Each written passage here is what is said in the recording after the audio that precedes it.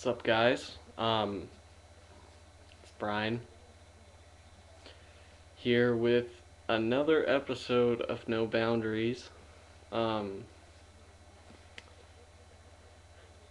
Winter sucks. I'll give you a little bit about how I'm doing, and then we'll go into the actual topic for this episode. Slowly but surely figuring out that winter sucks. We've been getting a lot of snow. I think we're up to about 5 or 6 inches now. By the way, here I'm gonna be moving the camera around a little bit so it's gonna look really, really bad. But here's my dog. She's just chilling out. Say hi, Ellie. Ellie! She apparently thought my parents were home. But you can see we got just enough of the driveway clear that now everybody walking on our driveway can clearly walk on the ice.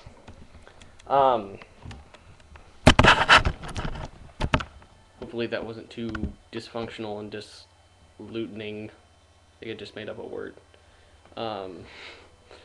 But so I've been dealing with that, and I just also want to say, for the people that were having to listen or read my stuff the last couple days, God bless you. And this, I guess this could be considered our segue.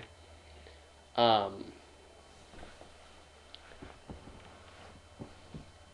really want to say that I've completely defeated the demons inside me. It sounds really weird, and probably a lot of what I'm going to say for this video is going to be really weird. But I want to say that I've completely defeated the demons inside me, but I don't think I can.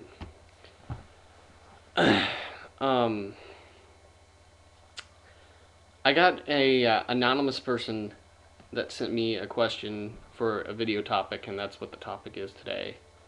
And it's self-injury, self-hurt, and suicide.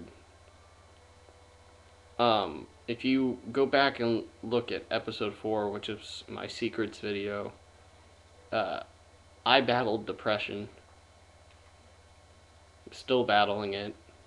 And I think there's a lot more people that are affected by it than they actually realize. When it comes to the self-injury portion of it, it's really hard. Here, I'm gonna hold on.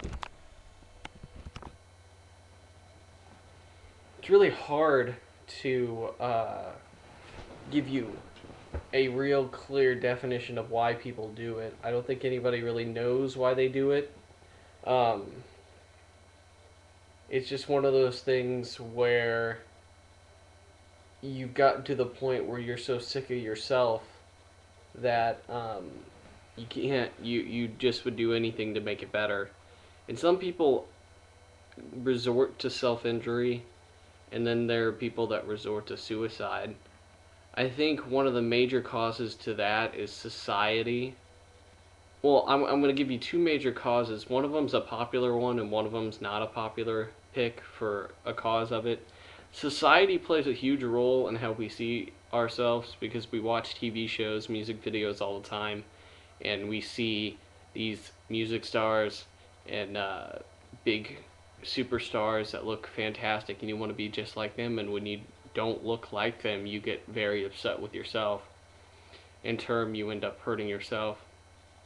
And I think also if you get in deep enough depression, then you will have to find an outlet, and sometimes self-injury is the only outlet that you have. It's really sad to read all those stories.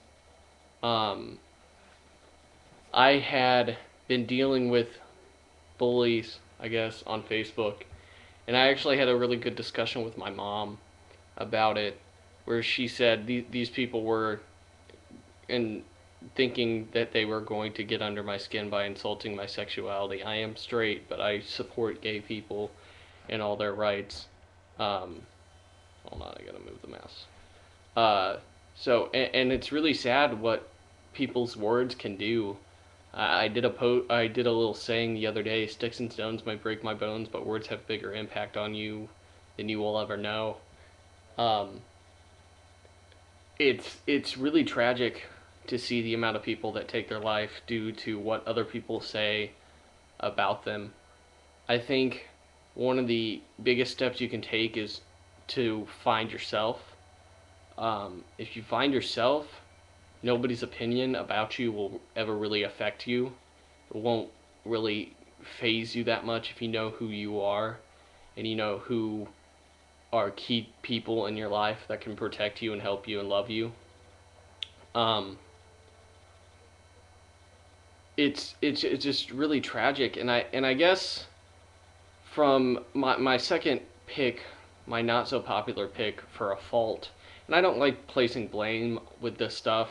I think it's a situational based thing, and I think a lot of things in this world should be taken on a situational based.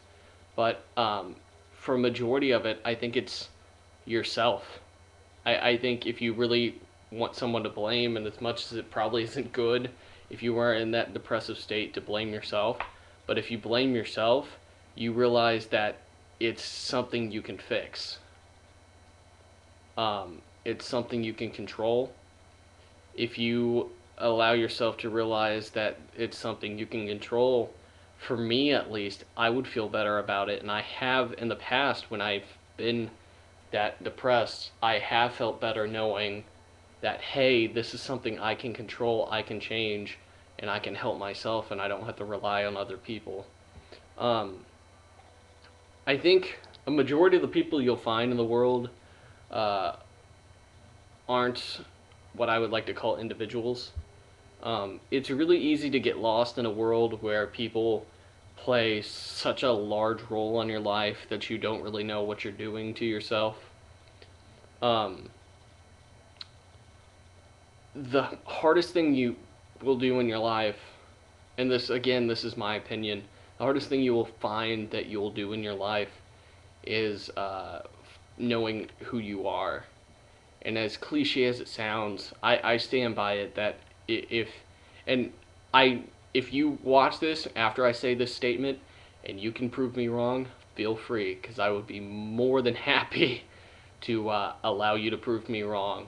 But I think one statement that's stuck in my head is if you can't love yourself, you can't truly love another person.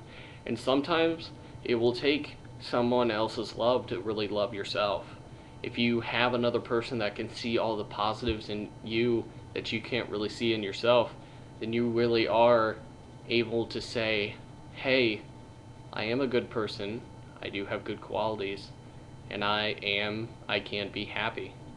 So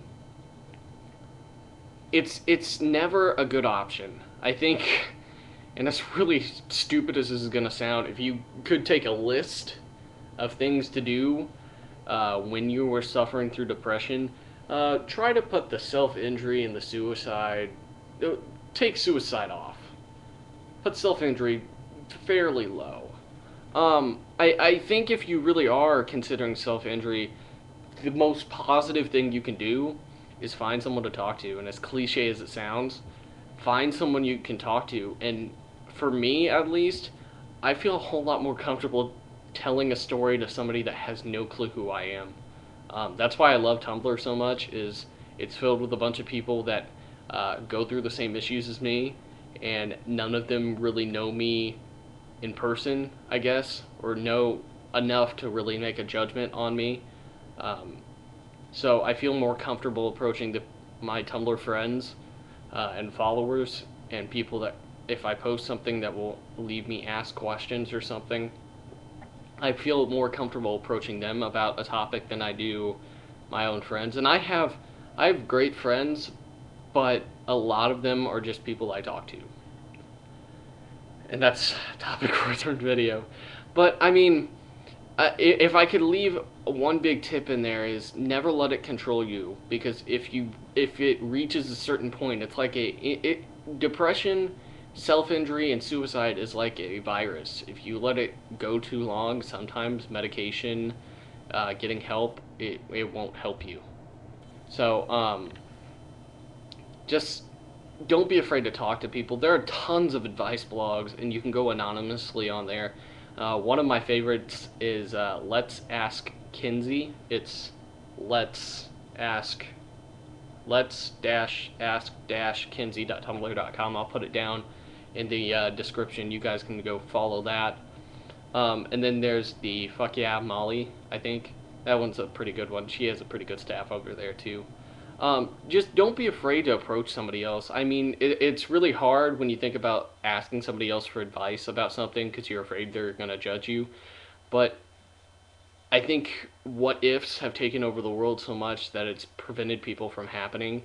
Uh, you may be afraid of a certain outcome that may or may not happen, but you will never, ever, ever know if it's going to happen unless it truly happens. So, big advice for self-injury people, victims. I will call them victims. If you are suffering from that, feel free to talk to me. You can add me on Skype. Just ask for it. Add me on Facebook, anything. And then find people, positive people. Stick around positive people because positive energy is amazing when you think about it. I love the people that I can consider friends because having that positive energy around you will really shake and move and rattle who you are as a person. So, this has been No Boundaries, Self-Injury. Thank you for watching. I love all of you. Thank you for staying with me through these dark times, I guess. You have anything to say, Ellie?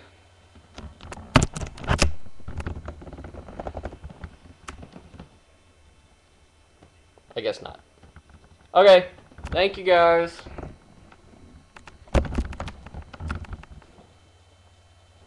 Love you.